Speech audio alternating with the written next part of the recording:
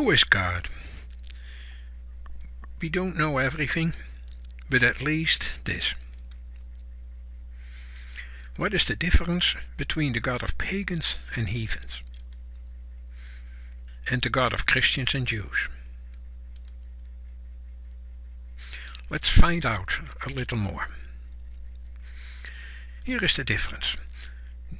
This God from pagans is a super being among other beings, a being who acts like other beings, a power stronger than and superior to all other powers, a super cause among other causes.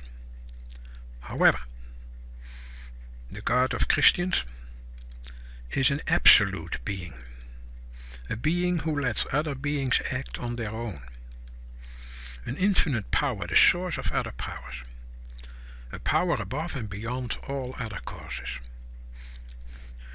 This insight is based on Thomas Aquinas, St. Thomas Aquinas, a doctor of the Church. What he says about God. God is the primary cause, he calls it, or first cause. He is the origin and source of everything else. So everything else is connected to him. And all other causes are secondary causes that derive their causal powers from the primary cause. If you want to know more about Thomas Aquinas, I will just touch on him very briefly. I recommend this book, my latest book. It has a foreword by the Jesuit Father Koteski. It goes into all the sciences and what Aquinas has to say about them. You can find it at wheredowecomefrom.com, split by dashes or hyphens. So how do we get from the primary to the secondary causes? All creatures can cause a wide array of changes in the world, but they are only secondary causes. God alone is the universal cause of being. As such, he is the primary cause of all other causes. God, the primary cause, causes creatures to be causes of their own, secondary causes, that is. That's the God of Christianity. God alone is the universal cause of being. As such, he is the primary cause of all other causes. So we depend on the primary cause. Without God, there would not be any secondary causes. Let's say a little more about the difference between the two. Any cause in the chain of secondary causes can only do any causing unless it first exists. Where does its existence come from? From the primary cause. Therefore, the need for causes must come to an end. There must be a cause that is not itself in need of a cause, a primary cause. When Thomas Aquinas describes God as the first cause, what he meant is not merely first in the sense of being before the secondary cause in time, not first in the sense of coming before the second cause in a sequence, but rather first in the sense of being the source of all secondary causes, a power from which all other causes derive their causal powers. Let's explain that very briefly a little more. These are all secondary causes. They cause each other. But all of that is only possible inside the framework of the primary cause. The primary cause is the framework in which we live and move and have our being, as St. Paul says. So the primary cause is not the beginning of the chain of secondary causes, but the origin of the chain. Without the primary cause, secondary causes could just not exist. God, the primary cause, is uncaused, not self-caused. He is the origin of the chain, not the beginning. He is a point of suspension for the chain, not another part in the chain.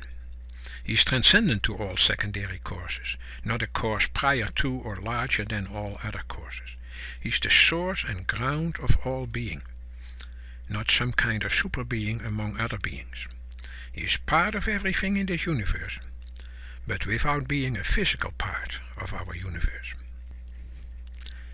How do we get from a God to the God? St. Thomas Aquinas once asked the question whether there is a God. His answer is, we must believe that a God exists, which is clear by reason. Those are his famous 5 ways or proofs of God's existence, which we won't discuss here. Once it has been shown by reason that a God exists, one can begin to use God as a proper name to refer to that one and utterly unique revealed to us in faith through the Scriptures. Faith and reason. This means that reason leads us to assume a primary cause, a God, whereas faith in God discovers that this very concept refers to the God of our faith. According to monotheism, there can only be one God. So Christians, Jews and Muslims must be worshipping the same God then. Isn't that true? However, if indeed monotheism maintains that there is only one God, this can mean at least two very different things. Either all religions venerate the same God, or all religions have their own God, but only one of them is God, the real God. Let's go for the first options. All religions venerate the same God. Their claim is, if there is only one God, then we all worship the same God in monotheism. If so, Yahweh and Allah, for instance, must refer to the same God in heaven, although their descriptions of God are rather different. There are similar cases. Take the morning star, the evening star and Venus. They come with different descriptions, yet they refer to the same thing in the sky.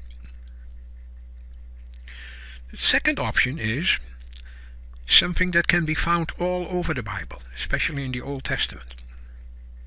In this view, Yahweh and Allah not only carry different descriptions of God, but also refer to different gods.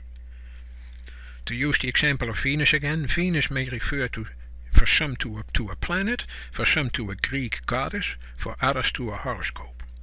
So what we have here, different descriptions, but also different references. So what would that mean for Yahweh and Allah? The difference between them is more like the difference between Yahweh and Baal, or between Venus the planet and Venus the goddess. Baal is a god, but not the God. The Old Testaments make very often a distinction between God on the one hand and gods, idols and demons on the other hand. Only Yahweh is God, but all the other gods are not God, but God's creations, which rebelled against him and became fallen spirits. So, if you want to know what the common ground is of the God of Muhammad and the God of Jesus Christ, you might think they are referring to the same God, but it could very well be that they don't. Even the Quran itself suggests that the God of the Quran is radically different from the God Christians worship, and so would Christians claim. Who then is the God of Catholics? The God of Catholics, of Christianity, is the maker of heaven and earth, the primary cause, the Father of Jesus, who became man. A triune God, Father, Son and Holy Spirit. The Father is not the Son is not the Spirit is not the Father, yet the Father is God, the Son is God, the Spirit is God. The Son was crucified under Pontius Pilate, but rose again on the third day. He will come again to judge the living and the dead. His kingdom will have no end. Who is the God of Catholics? This is the God of Catholics, and that is not the God of Islam. So what is our conclusion? We do coexist, Jews, Christians and Muslims. So the dialogue between them must be honest about the differences that separate them, sparing us a false impression of common ground, for God is also in the details. Pope Benedict's encyclical Charity in Truth articulates very well that the aim of any religious dialogue is ultimately truth.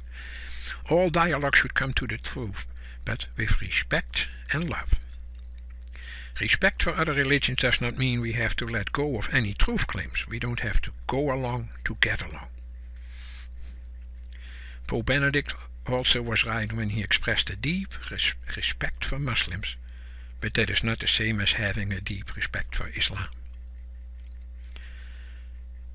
Again, you will find more on Aquinas, who gave us some basic insights on who God is, how we understand God, what God refers to, in this book. Though he deals specifically with the different sciences, Aquinas gives us some clarity in all these discussions. His clarity is very clear. You can find it, where do we come from that